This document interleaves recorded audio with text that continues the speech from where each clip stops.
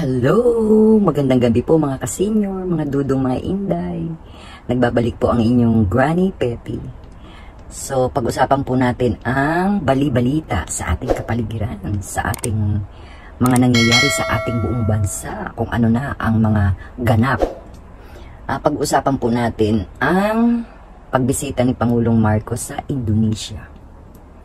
Maganda ang kanyang tinuran doon sa speech niya, nakaharap ang mga ibang mga presidente, mga prime minister na siya ay nag-i-speech. Kaya lang parang nakakatuwa po dahil meron siyang ano ba yun, yung parang kodigo, parang si Granny. Sure. Ang sabi niya, hindi dapat daw mamayani ang sino mang nais guluhin ang kapayapaan sa rehiyon. Po ba, marami pong nangyari, so parang nagkakaroon ng tensyon ng dalawang malalaking bansa. At yun ang sabi niya na narinig ko, na ayaw niyang, hindi siya nagbanggit ng kung anumang bansa yun. Sigurado na kayo, alam na kung anong bansa, hindi po ba? Pero nangako din ang ating Pangulo na patuloy na isusulong ang mapayapang pagresolba sa anumang usapin sa rehiyon. So, ibig sabihin lang po na siya po ay magpapatuloy na isulong ang mapayapang pagresolba kung ano man po ang meron tayong tensyon na nagaganap. Parang nagiging cause ng pagbabanggaan ng China at ng Amerika. Ayos din naman dahil at least na ipahayag ng ating Pangulo kung ano man yung nasa sa loob niya, kung ano man ang stand natin sa nangyayaring tensyon dyan sa West Philippine Sea. Ang hirap kasi dito sa China para ba silang greedy sa kapangyarihan, di po ba? Greedy. Para ba silang hindi ko alam kung anong gusto ba nilang palabasin, di ba? Para kasing binibenga nila tayo, parang porkit malaking bansa sila, at tayo ay maliit na bansa, kayang-kaya nila tayo na ibuli, di po ba? Meron ding kinatawan ng China ron habang nagsalita after na magsalita ang ating presidente BBM, meron ding nagpaliwanag tungkol nga doon sa tinura ng ating Pangulo. Pero gano'n naman ang China, di ba? Ang China, pagka nagsasalita, pag nagde-demand tayo ng tungkol sa ginawa nila, parang defensive sila na kesyo ganito, daanin natin sa maayos na usapan, hindi naman natin kailangan ganito, ganyan. Pero iba yung kinikilos nila pag nandoon na sila sa karagatan. Di ba? Di ko rin alam kung ano ang mga inarte nito. Natutuwa ako dahil at least maayos na naipahayag ng ating Pangulo. Saludo po ako kay BBM. Okay? Meron din po tayong maliit na balita tungkol sa yung mga doon sa bigas, di po ba? Parang nabalitaan nyo ba yun na halos binenta na ng mga rice retailers ang mga bigas nila ng palugi. Dahil nga po nangako ang ahensya ng DSWD na magbibigay ng ayuda sa mga retailers. Ang dami palang retailers, no? 25,000 dito lang sa Metro Manila. Dami, ano? So, bibigyan yata ng 15,000 ang bawat rice retailer. Kanina napanood ko merong nalugi na ng halagang 9,000 sa loob ng isang araw kasi binenta nila ng mas mura yung nabili nilang bigas kasi nga rice cup na ipinalabas ang ating Pangulo effective kanina ngayong araw na ito. So, yun ang sinunod. Sana naman hindi tumagal ito ng ganito kasi nakakapagtaka. Ewan ko ba? Naku, Diyos ko po. Ang sabi nga nung sino ba yun? Si Pinyon ba yun? Na sabi ang nakikinabang daw ng lahat ng nangyayari sa presyo ng ating bigas, ang mga rice cartel. Hindi po ba? Ay, Diyos ko, hindi ko alam kung ano ang nangyayari. Pero may nabalitaan din ako, meron din akong napanood tungkol sa yung mga farmers, kasi sila ang unang-unang, kumbaga sa kanila nag-uumpisa ang bigas natin, di po ba?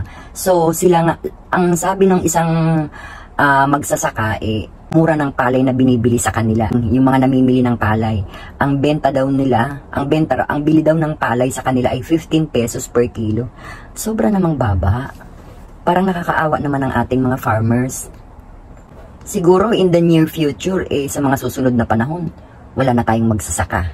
Kasi po, parang nadala na dahil nga sa halos walang kinikita. Siguro lalo na yan, nagbagyo, nakailang bagyo tayo, hindi makapagtanim. Dahil siyempre, hindi naman po pwedeng magtanim ng lubog na lubog sa tubig ang ang lupa.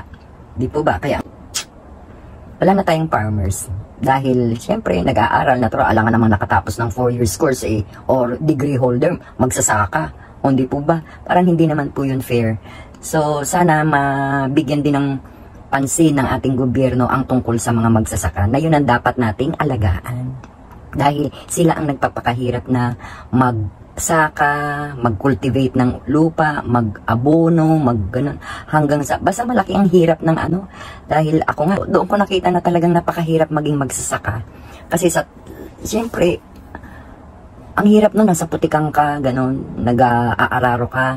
Tapos, syempre, iintayin mo pa yun na mamulaklak ang palay, ganito, ganyan, hanggang sa maani, bago ka makakuha ng pera. Syempre, karamihan naman doon, sa nakikita ko na ang nangyayari, syempre, hindi naman ganun ka, wala silang malaking puhunan para hintayin yung susunod na anihan ulit. So, ang nangyayari, nangungutang ngayon yung mga farmers. Minsan doon, kung sino ang bumibili ng palay, doon sila nangungutang ng pera para makasurvive sila until sa pag-ani. So, pag nag-ani na, yung mga palay nila na inani, doon yun papunta. Doon sa bumibili ng palay nila. Kasi doon na sila may utang Di po ba? So, parang ganon. Tapos, syempre, babayaran nila yon yung inutang nila during doon sa days na nagpapalaki ng palay. Babayaran nila yon pag nag-ani na. So, yung nakuha nilang pera doon sa anihan na yun, kulang na. So, mangyayari, ganun na naman, mangungutang na naman, yung cycle na ganun. So, parang hindi nakakaahon ng Kaya talagang, sa totoo lang, mahirap talaga ang maging farmer. No? Kasi nakita ko talaga yan na talagang hirap sila, mainit ang araw, matindi ang araw. Ganun talaga kanya-kanya talaga kanya-kanya ba ng kalalagyan sa buhay. Di po ba? So, yun, nagtataka lang ako dahil bakit ang baba ng bili ng palay. Lalong kawawa ang mga farmers natin. Di ba? Sana naman po mabigyan din ng ayuda ang mga farmers natin. Tapos mabigyan ng magandang binhi para namang kumita sila.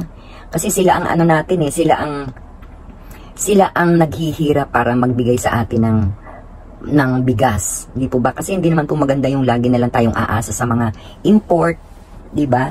Actually, pag import, hindi ka pares talaga nung local natin na bigas na masarap, malinamnam, lalo na pag bagong ani, medyo malambot-lambot. So, yun po ang ating karanasan nang tayo ay nasa Bicol. So, yun. Itong mga rice cartel na ito ang nakikinabang dyan. Isa pa rin itong natin, itong kamatis, di po ba? Naku, grabe. Mas mahal pa sa tilapia.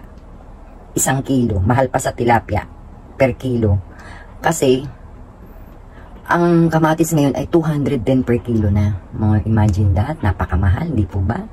Grabe. Hindi ko talaga maisip kung ano ang nangyayari. Ang sabi naman ng iba, natural daw yung pag ganitong tag-ulan.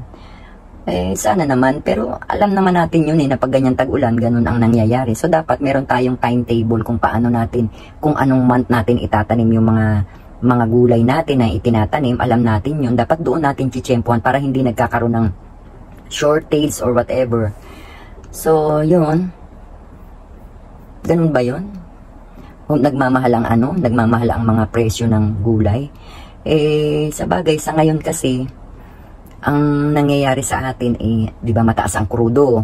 Natural yung mga gulay na galing sa ibang lugar, kagaya sa Benguet, San Nueva Ecija, or parting ganon, natural itatransport yun dito sa papuntang Maynila. So, ang gulay doon, pag inahon, parang palay, pag inahon, mura. Pagka trinaking na, dinala na rito, mahal na. Di po ba? Kasi nga, dahil sa mahal ng krudo natin. Kaya yun, patuloy na paghihirap, patuloy na pagtitiis ng bansang Pilipino. Sana naman magawa ng paraan ng ating Pangulo, yung mga namumuno sa gobyerno. Meron pa rin sana nga akong babanggitin yung tungkol doon sa yung binalita ko sa inyo na road cage incident. Napanood ko sa Senado kahapon ba or nung isang araw yung tungkol doon sa kay Wilfredo Gonzales. Grabe, ang dami palang kaso noon. Oh, di ba? Hindi ko alam. Doon nalabas ngayon. Pero, ang maganda nun kasi, humingi siya ng tawad. But kahit humingi siya ng tawad para sa akin, wala nang saysay. Kasi nagawa na niya eh. Kumbaga, sana nga lang, hindi ko alam bakit hindi naman naisip ni Bandola na mag-file ng kaso. Parang takot or ayaw niya rin siguro, hindi siya sanay ng magulong buhay. Tsaka may mga anak siyang nag-aaral. Actually, may anak nga siya doon na na nandoon. Magaling yung anak niya, nag-aaral sa NU, Civil Engineering ang kinukuha. Magaling yung anak niya. Kaya siguro nga, dahil yung ama ganun ang, kumbaga pinalaki siya ng ama niya ng tama, ng ayos.